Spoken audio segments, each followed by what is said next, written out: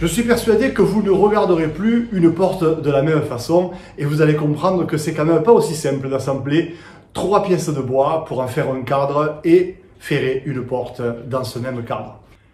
Nous voilà à la fin de cette série de 3 vidéos qui traitent de la fabrication d'un cadre en bois massif à double enfourchement. Sur cette 3e et dernière vidéo, je vous montre comment arrêter un profil et comment poser ce fameux joint virgule qui garantit l'étanchéité à l'air, mais aussi au bruit. Je vous souhaite un bon visionnage et vous rappelle que ces vidéos sont faites pour vous aider à entreprendre des fois des gros travaux, mais aussi des petits travaux, et vous montre une multitude de petites astuces d'un professionnel qui exerce depuis 40 années déjà. À très bientôt, merci encore de nous suivre. Donc tout à l'heure, je vous ai parlé de moulure arrêtée. Alors voilà, il s'agit de cette moulure-là. Sur la partie, sur la traverse, on peut la faire filer parce qu'elle viendra en appui sur l'arête du montant. Et ici, on va l'arrêter parce que si on continue le profil, eh bien on va avoir un trou ici. On aura la forme ici. Et donc, pour le coup, il faut arrêter la moulure pour que cette arête vienne, cet arasement plaque sur la pièce de bois. Donc on va arrêter la moulure et ça s'appelle une moulure arrêtée. Voilà, c'est pour éviter que cette arête ne soit tranchante et qu'on se blesse dessus au passage de la porte. Voilà, je viens d'installer un prolongateur des lèvres de toupie. Et sur cette lèvre de toupie, on voit à un moment donné, le fer vient, il sort juste à ce niveau-là. Donc j'ai tracé un trait, parce que lorsque le fer va tourner, je ne vais plus le voir avec la vitesse. Donc là, je sais que le fer sort ici. Et je sais que ma moulure arrêtée, il faut qu'elle s'arrête ici, au ras de l'arasement. Donc je vais travailler en direct sur la machine, je vais rentrer de cette façon-là, et je vais ajuster très progressivement ma coupe, mais machine en marche.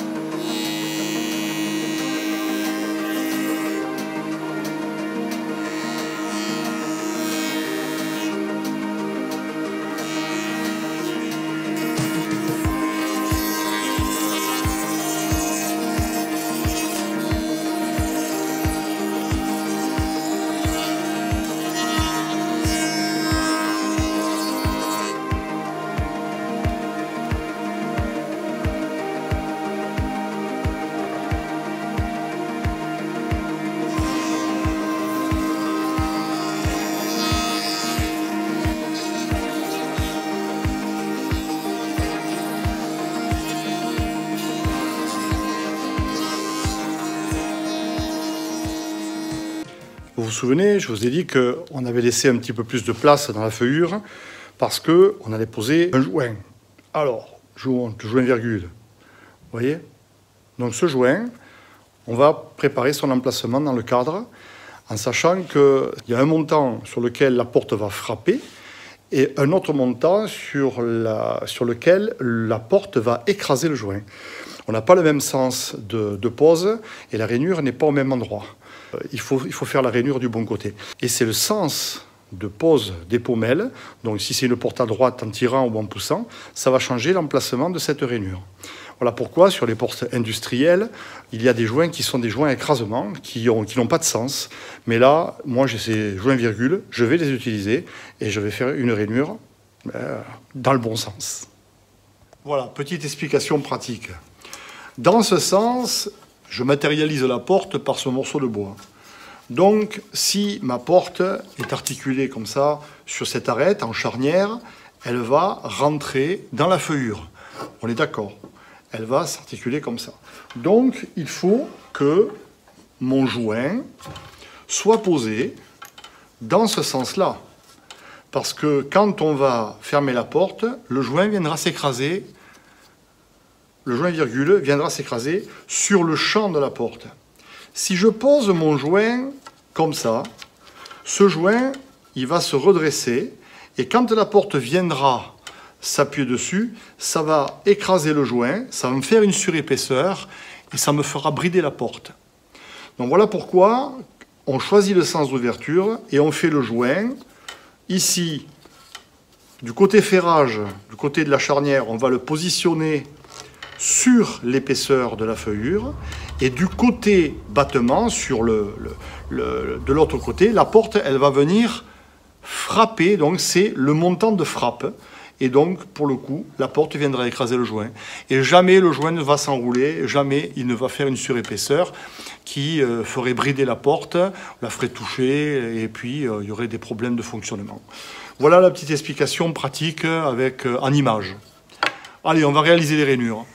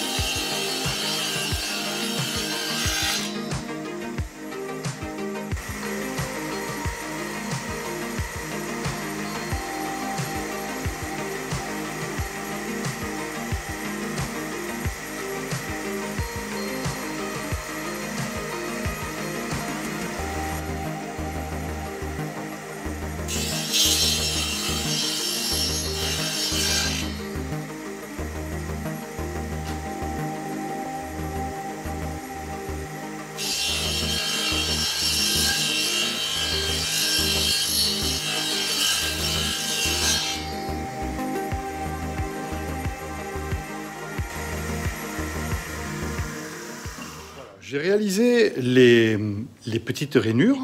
Vous avez vu que j'ai ajusté, j'ai pris un petit morceau de joint pour ajuster précisément l'épaisseur du joint, pour qu'il rentre convenablement.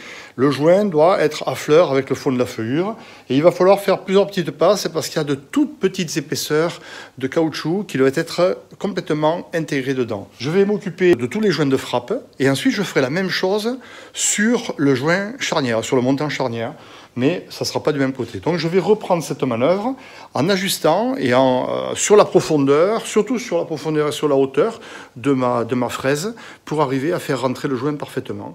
Et après...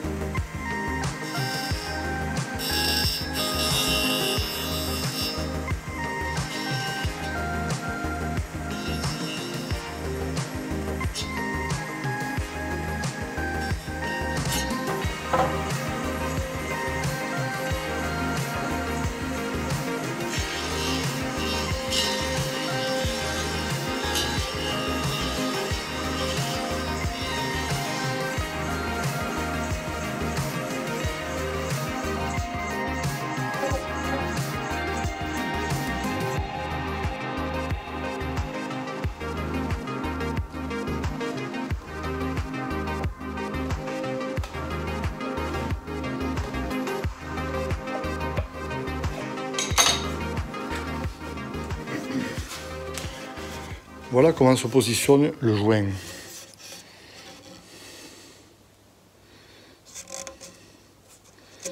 Donc celui-là, quand la porte va être ici, elle va venir plaquer le joint contre le cadre. Voilà, c'est tout simple. Donc voilà, on a fini les rainures pour mettre les joints. Maintenant, on va aménager cette feuillure derrière le cadre pour mettre le profil en acier qui va permettre de monter des cloisons en placo. Voilà, ça c'est une aide complémentaire dans la fabrication du cadre. Ça va donner du raid, on a l'emplacement direct et vous verrez, on gagne du temps à l'installation. Allez, je vous montre ça.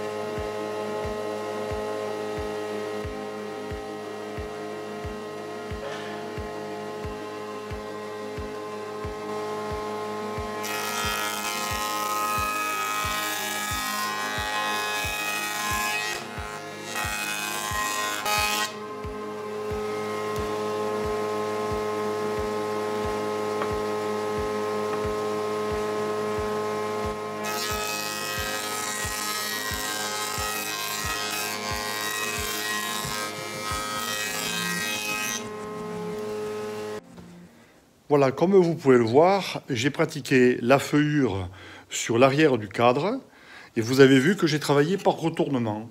Donc du coup, je sais que mon profil, il est parfaitement centré. Voilà, je n'ai pas équipé un profil, je n'ai pas monté une fraise de 70 mm. J'ai monté un fer qui fait 60, j'ai réglé au plus bas et par retournement, évidemment, je suis arrivé à 70 très précisément. Voilà, 5 mm de profondeur, ça suffit. Ça permettra d'installer le rail rapidement et de le maintenir, de donner du raid à toute l'installation parce qu'une porte, ça claque. Et si on visse le profil, ça peut tenir, mais là, on a une rigidité plus importante sur les montants en métal. Et bien voilà, nous arrivons au terme de cette vidéo. Vous avez donc appris à déligner des bois dans une poutre de charpente pour en sortir des bois de menuiserie. Vous avez appris à corroyer les bois.